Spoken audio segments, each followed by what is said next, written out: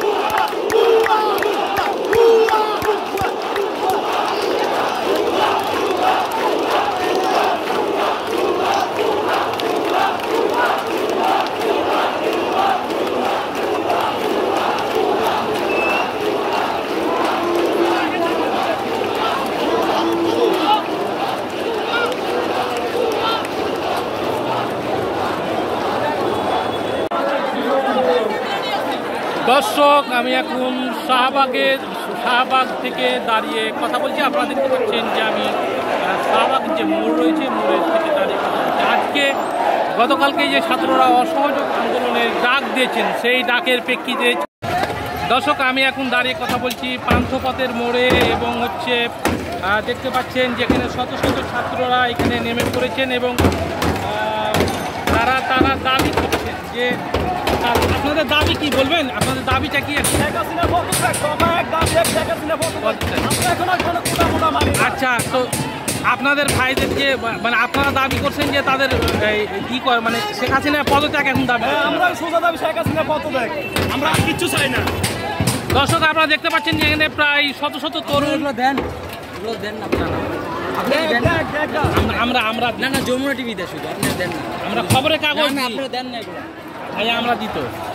দর্শক আপনারা দেখতে পাচ্ছেন যে শত শত হাজার হাজার তরুণ এই সড়কে নেমে গেছেন এবং এখানে আমি পান্থপথের মোড় মানে ঢাকার যে মূল যে সড়ক সেই মূল সড়ক অর্থাৎ সোনারগাঁয়ের যে মূল সড়ক সেই সড়ক থেকে দাঁড়িয়ে আমি কথা বলছি। এখানে শত শত তরুণ এখানে নেমে গেছে দেখছেন।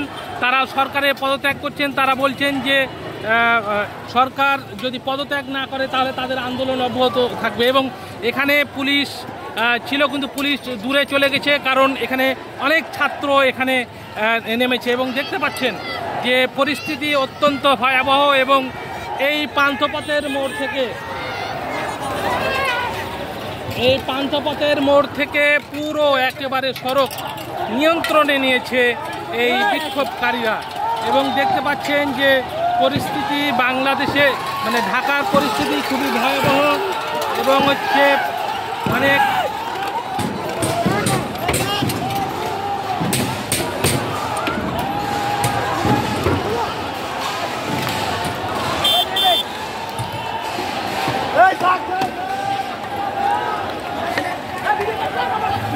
আপনি কি লোক বন্ধ করেন?